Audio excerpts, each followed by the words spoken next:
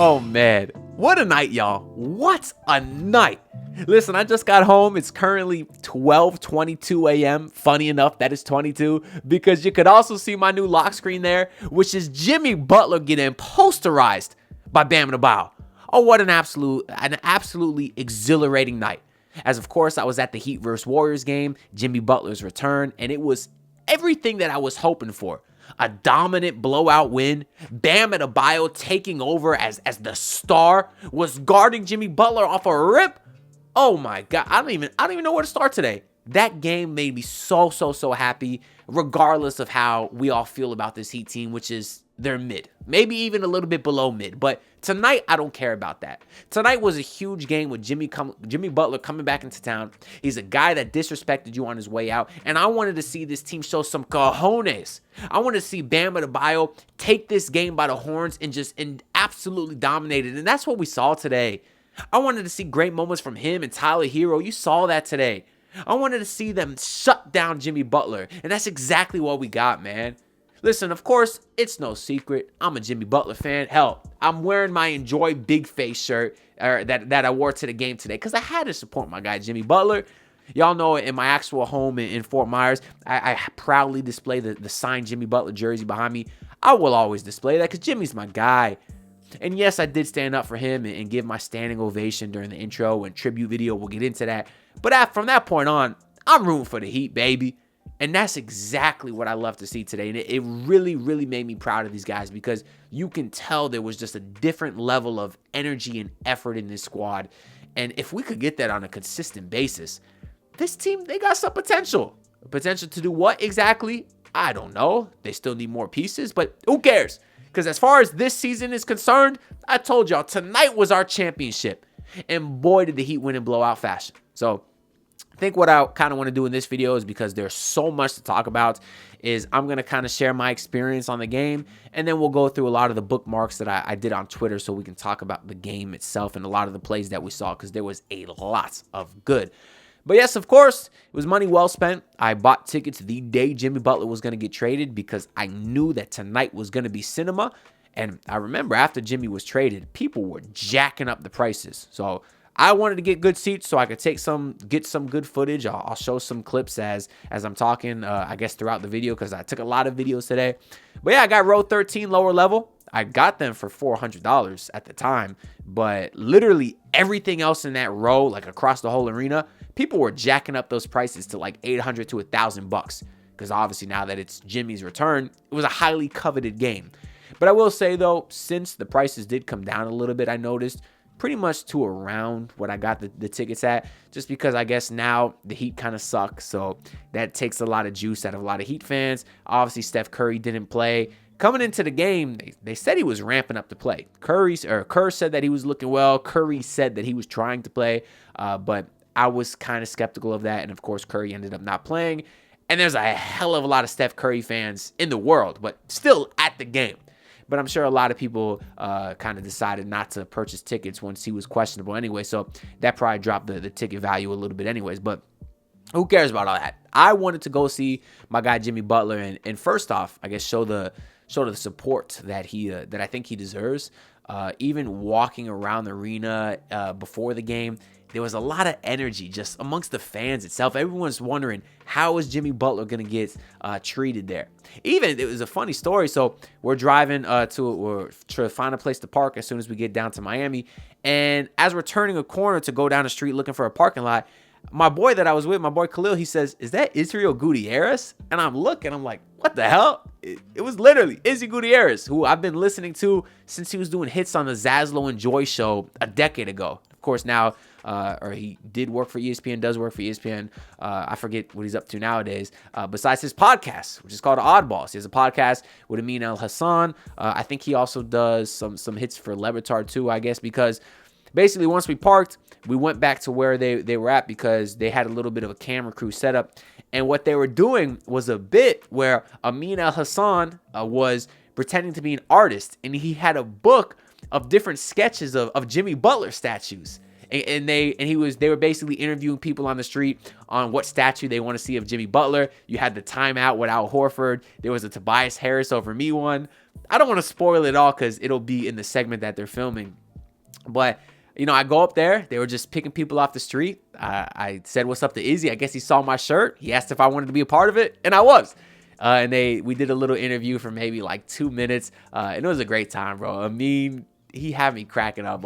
And Izzy said that I was the best person they interviewed all day. So he said, you can expect to be on Le Batard this week and on the Oddballs podcast. So I'll keep an eye out for that. And when I get that footage or clip, I'll make sure that y'all see it too. But that was cool, man. Izzy's a great guy, Amin too. So shout out to those guys. But a lot going on outside of the arena. Then, of course, we get inside the arena, already super packed. I'm hoping that Jimmy Butler was there warming up. I wanted to get some pictures, but I saw on Twitter that he already left. It was kind of sad. He was warming up on one side of the court. Bam was on the other. It seemed like they had no discussions with each other. We found out that ended up being true. Jimmy said after the game, the only people he talked to was like Terry and Kevin Love. And then they asked Tyler Hero if he spoke to Jimmy, and Tyler said, no. So multiple times, as if to emphasize, he didn't speak one word to Jimmy Butler. I haven't heard much from Bam's postgame yet, but I'm sure he didn't speak to him either. But yeah, so of course we sit down. We knew at this point there's going to be a tribute video. That was confirmed yesterday. So how it works is they announced the first 4 players on the Warriors, and then before they announced Jimmy Butler, they played the tribute video, which was great. I thought it was noticeably short. It was only like 30 seconds, but I got some footage of that. And then Jimmy did acknowledge the crowd, and it just all happened so fast.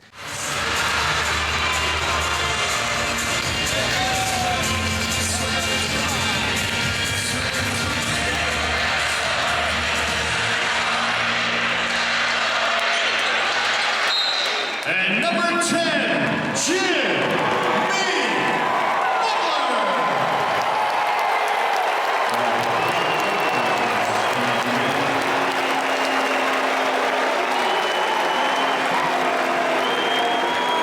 Because I'm there.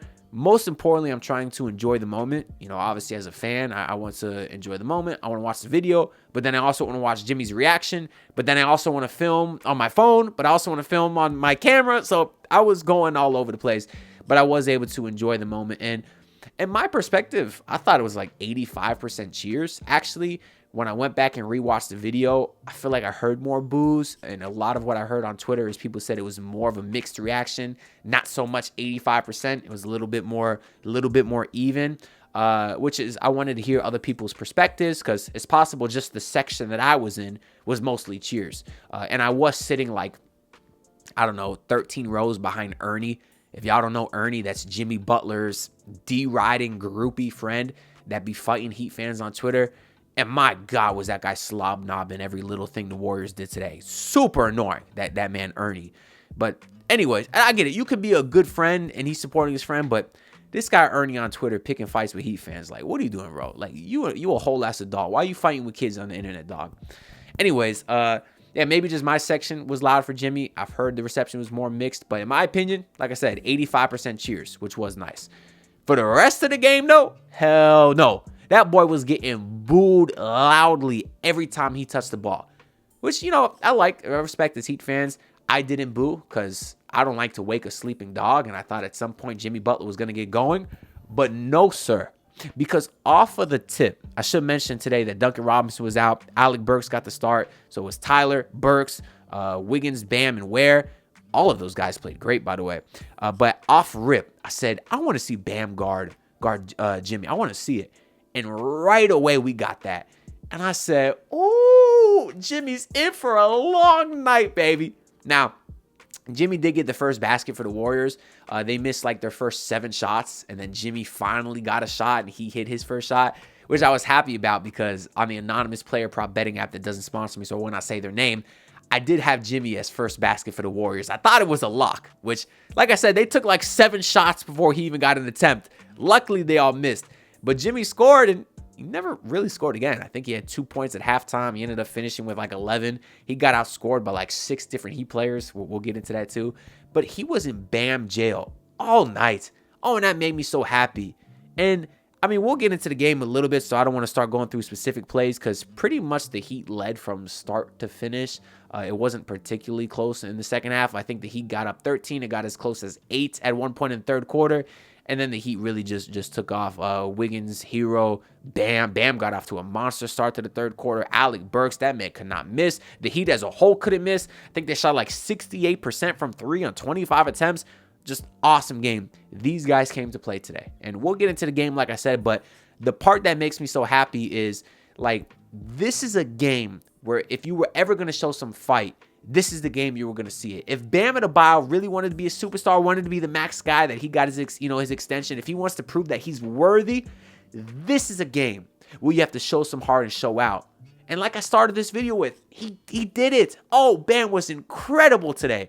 Draymond Green, full court pressing Bam. Get the hell out of here. Sit down, little man. Bam Adebayo spinning past him, blow pass, easy dunk, bang, right on their head. Had the dunk on Jimmy Butler early in the game. Like, just incredible how everybody came to play. And really makes me hopeful about a lot of these guys going forward because they showed some hearts. They in a game that I really wanted them to. Same way from the Warriors aspect, I would have said, hey, we just gave Jimmy Butler a huge extension. If he was ever going to go and ball out, it'd be tonight. Back in Miami, no Steph Curry. Go out there and dominate. Jimmy Butler could not do nothing tonight. Nothing. He was in Bam Adebayo prison. And credit to Hayward, Highsmith, and Wiggins, too. Those guys played great defense. Even Kyle Anderson. Boy, was hooping today, too. Every time Kyle Anderson checks in, good things happen. But yeah, the game was awesome. I did notice before the game, Jimmy Butler only dapped up Kevin Love. And then after the game, Jimmy Butler went right to the locker room. I had my camera close to him, waiting to see who he was going to approach. Approached no one. But I did see, and then after the game too, I guess we waited by the team bus to see if he'd come out. Eventually he came out, but there was hundreds of people waiting by the away team bus outside the arena. Jimmy didn't acknowledge anyone. He didn't wave, sign autographs, certainly did not. Not that he's obligated to, but I was holding hope. I did bring a Sharpie. I'm not going to lie. I was going to have him sign right under the big face logo here, but he didn't acknowledge the crowd, which I get. But I didn't like how he just left the end of the game without dapping anyone up. Like, if you're he said his beef's not with his teammates. Well, it sure seems like it's with your teammates, Jimmy. But either way, he was very respectful in the post-game press conference. We'll get into some of those comments too. But yeah, that was pretty much the game. So I think what I want to do now is let me go ahead and get this screen record going on Twitter here, so y'all can kind of see what I'm looking at, and we'll just quickly go through a lot of these bookmarks to talk about a lot of the points I might have forgot to mention. Will Mansell saying the Heat defense has been relentless. Oh, that energy was insane from the jump. I'm telling y'all, you could see just a whole different level of a fight coming from this team. Let's listen to Bleacher Report's view of the Jimmy tribute.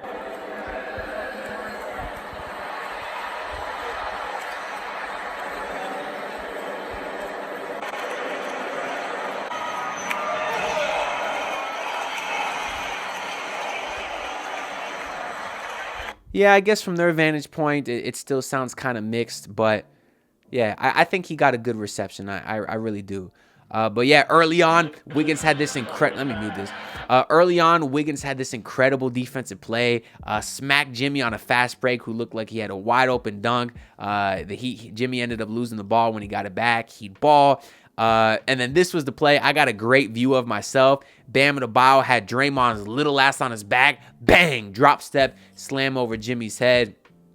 Love to see that. Yeah, Bam got the Jimmy assignment. He wanted that matchup, and that's the type of things you expect for your captain. Meanwhile, Butler was guarding Khalil Ware, which I thought was weird. Like, seemed like they were trying to hide Jimmy defensively, maybe use him as a bit as a roamer. I just thought that was a bit weird. But yeah, we got some Kyle Anderson minutes early. Bam was super aggressive, 13 points in the first quarter as the Heat were up 6. And then you also had to block Khalil Ware, pin Jimmy Butler's shot on the glass. Oh, that got me so hyped, man. Like, even the Rook getting in there and saying, I don't really know you like that, Jimmy. We played half a season together, but I'm going to get in on the Jimmy action too. Swatted his shit. Love to see it. This photo is incredible. Imagine you show this photo to someone like a year ago, though. I would have never believed you, but awesome. Spo called a challenge on a great Hayward Highsmith block, but they said that Highsmith fouled whoever it was. Terrible call. Felt bad for Highsmith in that spot. But yeah, this is Khalil Ware. Yes, this play right here. Kyle Anderson is such a smart player. This is the type of stuff I'm talking about. Watch how right here he's waving to Khalil Ware to come up or to come up a little bit, because he knows that when they double, Khalil Ware's going to have a wide open path to the rim. He's just such a smart player. So watch this. Sure enough, Khalil Ware comes up to set the screen. They double Anderson. He immediately hits Khalil Ware on the roll, who has a wide open dunk. Just such a smart play by Kyle Anderson. And I just think a lot of his stuff like this goes underrated. But Hero had a buzzer corner fadeaway 3. I got a nice video of that to end the first half. The Heat were up 17. The halftime stats: Bam 16, Jimmy Butler 2 points. He was 1 of 6. No free throws too. I think Jimmy only got to the line once, which is insane. So yeah, Bam dominated him in the first half. Coming out the gate in that third quarter, my God. So this is the play where Bam was being guarded by Draymond. Draymond trying to full court press. Easy blow by for Bam, who just had so much aggression on this dunk, dog. That's what I'm talking about, man. Bam had a 3 also. He had a great lefty layup. Was cooking to start the quarter. The Heat made 10 of their first 13 threes. Here you go. Here's a better video of Draymond trying to press. And when I'm watching that, I'm like, you a good defender, Draymond, but in help. Not playing full court press. That is not your game. Yeah, and then you had the Wiggins block, the Bam 3. Bam was up to 23 points early in the third quarter. And I did notice this part too. Bam played all 12 minutes of the first quarter. That had me thinking that, damn, is he going to play 48 tonight? Is that how bad Spo wants to win? But I guess eventually Spo changed that a little bit, because in the third quarter, I noticed Bam only played 4 minutes, and then he sat out. So it did seem like he was trying to match up his minutes with Jimmy a lot more, which of course I love. This play right here, I saw Hayward Highsmith get the ball and start dribbling. If Hayward Highsmith takes more than 3 dribbles, it usually ends in a turnover. But this play, he just threw a beautiful lob to Khalil Ware, who ran the floor really well. Just nice to see everyone get Khalil Ware involved. Then this play, Khalil Ware might have had the play of the game. This Kyrie Irving-esque scoopsy daisy layup. I don't know if I have another one of those saved later on, but if you rewatch it, Khalil Ware literally lost the ball midair right here. The ball's not in his hands, and he caught it and flicked it over his head. He got fouled too. That's why he lost the ball. Oh, but a hell of a play for Khalil Ware, and a great game overall. It looks like the Heat actually got up as much as 20, and then it went down to 8. But at the end of the third quarter, the Heat were up 13. Donovan Mitchell continues being the aggressive defensive stalwart that he is. Got an and one here after a beautiful steal. A great pick 6. It's a shame they couldn't have him while Jimmy was still here. Like, oh, he's such the perfect player for Heat culture. And then this is after the game where Jimmy left right away. I got my own video of that too. There's Ernie. I was 13 rows behind this groupie boy right here. They're wearing shirts that say joy. Like they think they're so funny. Mine says enjoy, to support Enjoy Basketball, Kenny Beecham's brand. And, you know, numbers on the board and all those guys. That's why I'm wearing this shirt, to support them. But yeah, Jimmy went straight to the locker room here. And then, yeah, I guess he versus haters. So Jimmy walking off with some soft shit. He said it wasn't about teammates. I agree. Alex Toledo posted this, I guess, when he was interviewing Kerr. I thought it was interesting. Steve Kerr on the Heat environment said, I wasn't sure what's going on because there was a video with no sound. That's true. During the Heat player intro video, hype video, there was no sound. There was like some fireworks that went off that blew the sound system, and the entire thing was just dead silence, which was very embarrassing. This is a great way to start the game. Bad omens. That boy Jimmy locked down the sound system.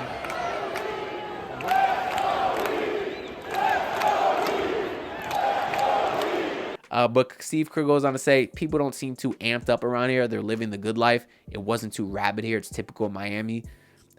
Clowning the Miami fan base is the easiest thing anyone can do, and it's just a flat out lie. Yes, they get to games late because there's traffic. There's a lot to do. But when the Heat are in these games, in these playoff games, late in clutch games, that atmosphere is incredible. I promise you. The energy in there tonight from the fan base was just amazing. So comments like this by Steve Kerr I just think are way off base. This is when Tyler Hero said that no, he did not talk to Jimmy Butler. Will Mansell said that Jimmy was very cordial. Of course, we talked about how Jimmy mentioned that he only spoke to Kevin Love and Terry Rozier. But we got some quotes, I think, from Jimmy later on. Yeah, Jimmy said, "It takes me back to some good times when I was wearing a Miami Heat jersey. Very appreciative of those times. They helped me become the player I am in this league. I don't think I can be who I am today without my opportunity here." Truthfully, could not have said anything nicer about the Heat. These are very great compliments that he can give to the organization, and I do appreciate that. And as a fan who kind of hopes that him and the front office, Pat Riley, can reconcile one day, mend fences, and get his jersey retired, this is a good start to that. And then the Heat put out this tweet of Wiggins celebrating, or, saying what's up to his former teammates. And they captioned it, "Always good to see your former teammates and coaches," which is diabolical because obviously they're poking fun at Jimmy, who did not. So W tweet, admin, amazing tweet. And then, yeah, this is when I was after the game. Here's Jimmy Butler right here in the hats. Pulled out in like his own personal black SUV. He's getting in the back seat there, not the front seat here.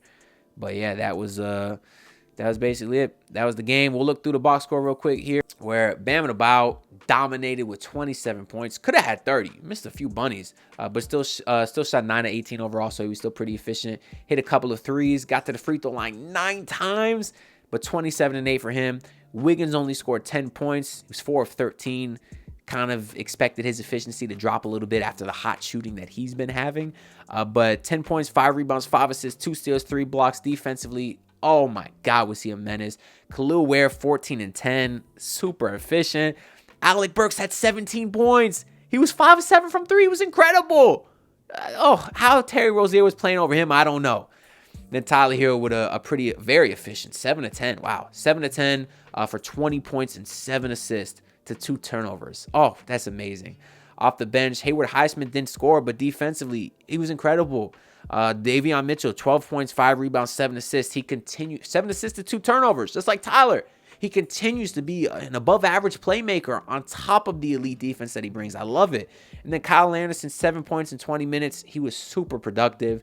And then for garbage time, actually, Pella and Jaime checked in, which is it's kind of sad to see the point that Jaime's turned into, second or first team all rookie last year, and now he's a garbage time cleanup player. But we'll hope it's a bit of a sophomore slump for Jaime Jaquez if he can kind of get that shot going, work on that this offseason. That'll obviously open up his game a lot next year to drive and everything like that. But yeah, on the Warriors side, no Curry. I guess Draymond Green, 2 points, 1 of 4. Jimmy Butler, 11 points, 5 of 12. 11 points on 12 shots is no bueno. And it's funny, man. The man had 11 points. He got outscored by Bam and Ware and Burks and Hero and Davion Mitchell. Oh, my God. You love to see it.